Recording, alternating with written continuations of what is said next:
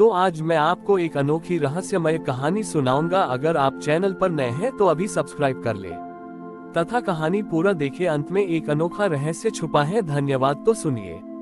ये कहानी उस युग की है जब मनुष्य प्रकृति की हर वस्तु को जीतने का प्रयास कर रहा था। हिमालय के चरणों में एक छोटा सा गांव था जिसका नाम था चित्रांकन। यहाँ के लोग महादेव के रूप को रंगों और चित्रों में उतारने के लिए प्रसिद्ध थे। वहाँ माधव नाम का एक चित्रकार रहता था। माधव के पास न तो महंगे रंग थे और न ही रेशमी ब्रश। वह अपनी उंगलियों से ही सूखी जमीन पर चित्र बनाया करता था। लेकिन माधव की एक विशेषता थी, वह कभी महादेव का चेहरा नहीं बनाता था। वह केवल शिव के अक्ष को चित्रित करता था। लोग उसे चिढ़ाते, माधव बिना मुख के महादेव कैसे, तुम तो अधूरे चित्रकार हो। उसी समय राज्य में कलाधर नाम का एक अहंकारी चित्रकार आया।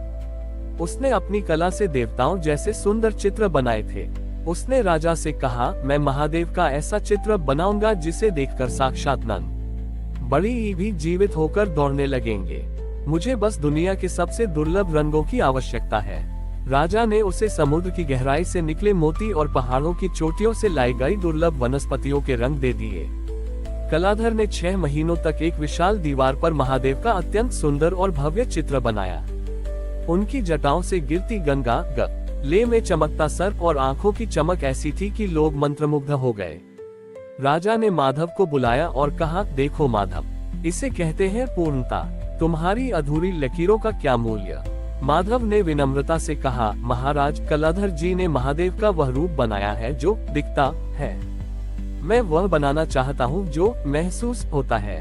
कल सुबह जब सूर्योदय होगा तब मेरा चित्र पूर्ण होगा। अगली सुबह माधव ने गांव के बीचों बीच एक सादे सफेद कपड़े को जमीन पर बिछाया। उसने उस पर कोई रंग नहीं डाला। उसने बस उस कपड़े के नीचे कुछ सूखी कंकरीली मिट्टी और बर्फ के टुकड़े छिपा दिए। जैसे ही सूरज की पहली किरण उस कपड़े पर पड़ी, बर्फ पिघलने लगी और गीली मिट्टी का रंग कपड़े के रेशों में ऊपर की ओर चढ़ने लगा। अचानक उस सफेद कपड़े पर जो आकृति उभरी वह किसी चेहरे की नहीं थी। वह आकृति एक ऊर्ध्वगामी प्रकाश की थी जो देखने में बिल्कुल वैसी ही थी जैसे ध्यान में बैठे किसी योगी की ऊर्जा दिखती है। जो लोग उस चित्र को देख रहे थे उन्हें अपनी आंखों के सामने अपनी ही माँ की ममता, पिता का संरक्षण और गुरु का ज्ञान दिखने लगा। तभी वहां एक चमत्कार हुआ। कलाधर का भव्य चित्र जो रंगों से भरा था, सूर्य की गर्मी से चटकने लगा और उसके रंग फीके पड़ने लगे। लेकिन माधव का वह सफेद कपड़ा जिसमें केवल पानी और मिट्टी के दाग थे, महादेव के नीलकंठ स्वरूप की आभा से चमक उठा। साक्षात महादेव एक निराकार ज्योति के रूप में प्रकट हुए और बोले, ग्रेटर देन कलाधर, तुमने मेरा वह रूप बनाया जो तुम्हारी आंखों ने देखा, इसलिए वह समय के साथ धुंधला हो गया। माधव ने वह रूप उकेरा जो उसने अपने हृदय में अनुभव किया। मैं रंगों में नहीं, मैं उस बोध में हूँ जो शब्दों और चित्रों से परे है। Greater than. महादेव ने माधव के उस सफेद कपड़े को अपने गले में लपेट लिया और वह दिव्य पशुपति वस्त्र बन गया। राजा और प्रजा ने समझ लिया कि सच्ची भक्ति महादेव को सजाने में नहीं बल्कि उन्हें अपने भीतर महसूस करने में है। माधव ने दुनिया को सिखाया कि महादेव का कोई एक चेहरा नहीं है, वे तो उस हर अनुभव में है जो हमें सत्य की ओर ले जाता है। माधव का वह श्वेत वस्त्र अब गांव के मंदिर की शोभा बन गया था। वह कोई साधारण कपड़ा नहीं था, वह एक ऐसा दर्पण था जिसमें मनुष्य को अपनी छवि नहीं बल्कि अपने कर्मों का लेखा जोखा दिखता था। उसी समय विकराल नाम का एक भयानक दस्युक डाकू उस क्षेत्र में आतंक मचाए हुए था। उसने सुना कि मंदिर में एक ऐसा दिव्य वस्त्र है जिसे पहनकर मनुष्य अजेय हो सकता है और देवताओं जैसी शक्ति पा सकता है। विकराल ने सोचा, अगर वह कपड़ा मेरे पास हो तो न कोई राजा मुझे पकड़ पाएगा और न ही काल।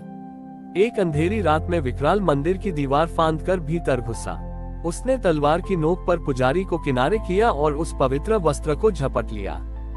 जैसे ही उसने उस पशुपति वस्त्र को अपने कंधों पर डाला, उसे लगा कि वह शक्तिशाली बन जाएगा। लेकिन न परिणाम उसके अनुमान से बिल्कुल उलट था। जैसे ही वस्त्र ने विकराल के शरीर को छुआ, वह रेशम जैसा कपड़ा हजारों मन वजनी लोहे की तरह भारी हो गया। विकराल जमीन पर गिर पड़ा। उसे महसूस हुआ कि उस वस्त्र से वे सारी चीखें निकल रही हैं जो उन मासूमों की थी जिन्हें उसने लूटा और सताया था। वस्त्र के रेशे रेशे से खून जैसी लाल आभा निकलने लगी जो विकराल के हाथों पर चढ़ने लगी। विकराल चीखा, ये कपड़ा मुझे जला रहा है, इसमें आग है। तभी अंधेरे कोने से माधव बाहर आया। उसने शांत भाव से कहा, विकराल, इस वस्त्र में आग नहीं है। ये तो केवल उस बोझ को प्रकट कर रहा है जो तुम वर्षों से अपने पापों के रूप में ढो रहे हो। ये वस्त्र सत्य है और सत्य अपराधी के लिए अग्नि है, जबकि भक्त के लिए शीतलता। विकराल ने तड़पते हुए कहा, मुझे बचा लो, मैं इस बोझ के नीचे दबकर मर जाऊंगा। माधव ने कहा, अपनी तलवार फेंक दो और उन सभी का स्मरण करो जिनका तुमने दिल दुखाया है। जैसे जैसे तुम्हारा पश्चाताप बढ़ेगा, ये वस्त्र हल्का होता जाएगा। जैसे ही विकराल ने अपनी तलवार फेंकी और अपनी आंखों से आंसू बहाते हुए क्षमा मांगी, वह भारी वस्त्र फिर से रुई जैसा हल्का हो गया। उस वस्त्र के भीतर से महादेव की गंभीर वाणी गूंजी, ग्रेटर देन विकराल, तूने अब तक जो भी जीता वह दूसरों को डराकर जीता था। आज तूने स्वयं को जीतकर मेरी शरण ली है। दंड शरीर को सुधारता है, पर क्षमा आत्मा को बदल देती है। अब इस वस्त्र को ओढ़कर नहीं, बल्कि इसके ज्ञान को धारण करके जी। Greater than. अचानक वह वस्त्र गायब हो गया और विकराल के माथे पर 3 श्वेत रेखाएं त्रिपुंड उभर आईं। विकराल अब डाकू नहीं रहा था।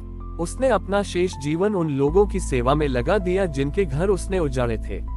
माधव ने दुनिया को एक बहुत बड़ी बात सिखाई, महादेव का आशीर्वाद कोई कवच नहीं है जिसे पहनकर हम सुरक्षित हो जाएं, बल्कि वह एक दृष्टि है जो हमें हमारे भीतर के अंधकार से लड़ना सिखाती है। आज भी उस गांव में परंपरा है कि जब कोई व्यक्ति गलत मार्ग पर भटकता है तो उसे माधव के उस स्थान की मिट्टी दी जाती है ताकि वह अपने भीतर के सत्य को पहचान सके। हमारी और भी आध्यात्मिक एवं अनोखी कहानियां देखने के लिए हमारे चैनल पर जाएं तथा धार्मिक एवं पौराणिक अनोखी कहानियां हमारे चैनल पर है। कृपया जाके देखें तथा हमारे चैनल को सब्सक्राइब करके रखें और वीडियो लाइक जरूर करें। धन्यवाद।